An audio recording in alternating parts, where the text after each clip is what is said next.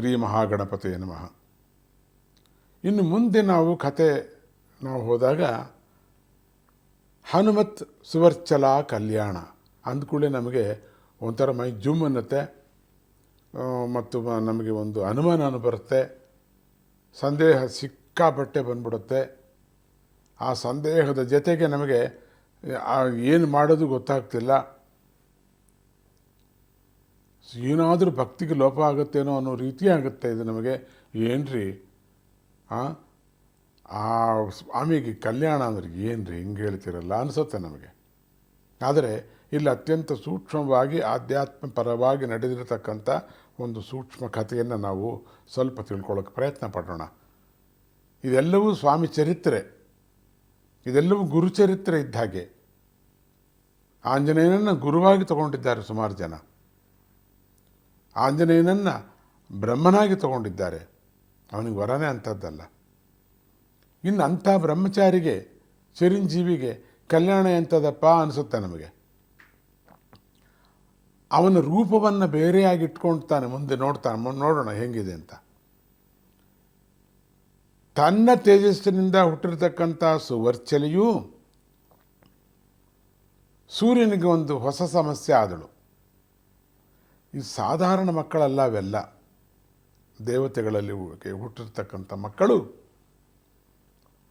ಲೋಕ ಕಲ್ಯಾಣಾರ್ಥವಾಗಿ ಕೆಲವು ಕಥೆಗಳನ್ನು ಮಾಡಬೇಕಾಗ್ತದೆ ಅವರು. ಇಲ್ಲಾಂದರೆ ಲೋಕ ಕಲ್ಯಾಣ ಆಗೋದಿಲ್ಲ. ಯಾಕಪ್ಪ ಸೂರ್ಯನಿಗಂಥ ಯೋಚನೆ ಅಂದರೆ,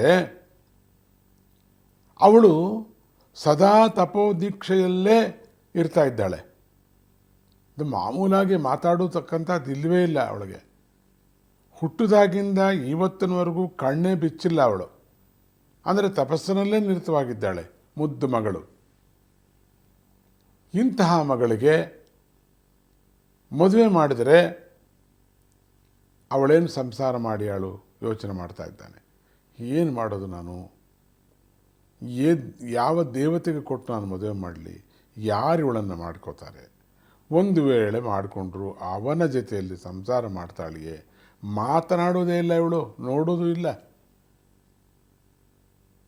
ಅಂಥ ಸೂರ್ಯನಿಗೆ ಒಂದು ಯೋಚನೆ ಹತ್ಕೊಂತು. ಮಕ್ಕಳ ವಿಚಾರ ತುಂಬ ಜವಾಬ್ದಾರಿ ಇರಬೇಕು ಅನ್ನೋದಕ್ಕೆ ನಮಗೆ ಈ ಕಥೆ ಒಂದು ಉದಾಹರಣೆ. ಮಕ್ಕಳನ್ನು ಇಚ್ಛೆ ಬಂದಂಗೆ ಬಿಡಬಾರ್ದು ನಾವು. ಹಾಗಂತ ಇಚ್ಛೆ ಬಂದಾಗ ಶಿಕ್ಷೆ ಕೂಡ ಮಾಡಿಕೊಡ್ದು ಅವರಿಗೆ. ನಾವು ಅವರ ದಾರಿಯಲ್ಲೇ ಹೋಗಿ ಅವರನ್ನು ಬುದ್ಧಿ ಹೇಳೋಕ್ಕೆ ಪ್ರಯತ್ನ ಪಟ್ಟು ಮುದ್ದಾಗಿ ಅವರನ್ನು ನಾವು ಪ್ರೀತಿಯಿಂದ ಕಂಟ್ರೋಲ್ ಮಾಡ್ಕೋಗ್ತೇವೆ. ಎಷ್ಟು ಪ್ರಯತ್ನ ಪಡಬೇಕು ಅಷ್ಟು ಪಟ್ಬಿಡ್ಬೇಕು. ಅದೊಂದು ಆ ಕತೆ ಜ್ಞಾಪಿಸೋಕ್ಕೆ ಅಂತ ಕಾಣುತ್ತೆ ಇದು ನಡೀತಾ ಇರೋದು. ಆದರೂ ಮಗಳಿಗೆ ಮದುವೆ ಮಾಡದೆ ಮನೆಯಲ್ಲೇ ಇಟ್ಕೊಳ್ಳೋದಕ್ಕೂ ಸೂರ್ಯನಿಗೆ ಇಷ್ಟ ಆಗಲಿಲ್ಲ. ಅಂಥವನಿಗೆ ಹಾಗಾದ್ಮೇಲೆ ನಮಗೆ ಸಾಧಾರಣ ಜನಕ್ಕೆ ಏನಾಗಬಲ್ಲ ಹೇಳಿ ಮಾತು ಯೋಚನೆ ಮಾಡಿ. ಇದೇ ಚಿಂತೆಯಲ್ಲಿದ್ದ ಸೂರ್ಯನಿಗೆ ಒಂದು ದಿನ ಇದ್ದಕ್ಕಿದ್ದಂತೆ ತನ್ನ ಶಿಷ್ಯನಾದ ಹನುಮಂತ ಜ್ಞಾಪಕಕ್ಕೆ ಬಂದ. ಇವತ್ತು ನೋಡಿಪ್ಪ ಏನು ವಿಚಿತ್ರ, ಇನ್ಯಾರು ಎಷ್ಟು ದೇವತೆಗಳಿದ್ದಾರೆ, ಸೂರ್ಯನಿಂದ ಉಪಕಾರ ಪಡೆದಷ್ಟು ಜನ ಇದ್ದಾರೆ, ಸೂರ್ಯನಿಗೆ ಸಂಬಂಧಪಟ್ಟಿರ್ತಕ್ಕಂತಹ ನೆಂಟರುಗಳು ಅಂತ ಹೇಳ್ತೀವಲ್ಲ ಅಂಥದ್ದು ಎಷ್ಟು ಜನ ಇದ್ದಾರೆ, ಅವನ್ನೆಲ್ಲ ಬಿಟ್ಟುಬಿಟ್ಟು ಹನುಮಂತನ ಜ್ಞಾಪಕಕ್ಕೆ ಬಂದ್ಬಿಡೋದೆ ಅವ್ರಿಗೆ. ಏನೋ ಸೃಷ್ಟಿ ಇದೆ ಅಲ್ಲಿ, ಏನೋ ಪರೀಕ್ಷೆ ಇದೆ ಅಲ್ಲಿ. ತನ್ನ ಶಿಷ್ಯನ ಜ್ಞಾಪಕಿಸ್ಕೊಳ್ಳೋದೆ ಇವನು. ಹಾಗೂ ಯೋಚನೆ ಮಾಡ್ದ. ಅವನು ಅಖಂಡ ಬ್ರಹ್ಮಚರ್ಯ ದೀಕ್ಷೆಯನ್ನು ವಹಿಸಿದ್ದ, ಪರಮ ಗುರುಭಕ್ತ. ತನ್ನ ಮಾತಿಗೆ ಇಲ್ಲ ಅನ್ನೋದಿಲ್ಲ.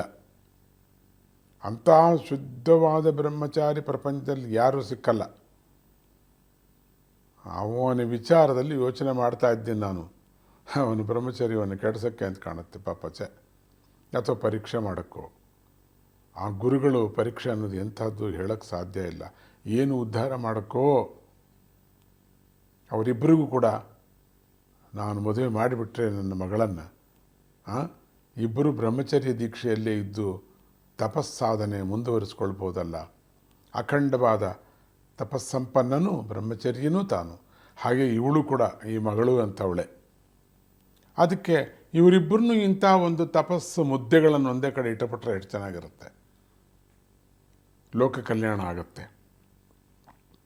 ಸಂಸಾರ ಮಾಡಿದವರು ಚಿಂತಿಲ್ಲ, ಇಬ್ಬರು ತಪಸ್ಸು ಮಾಡ್ಕೊಂಡಿರ್ತಾರೆ. ಆ ತಪಸ್ಸಿನ ಪ್ರಭಾವದಿಂದ ಅವರು ಹಾಗೆ ಅದೇ ರೀತಿಯಾದ ಲೋಕ ಕಲ್ಯಾಣ ಮಾಡ್ತಾ ಇರ್ತಾರೆ.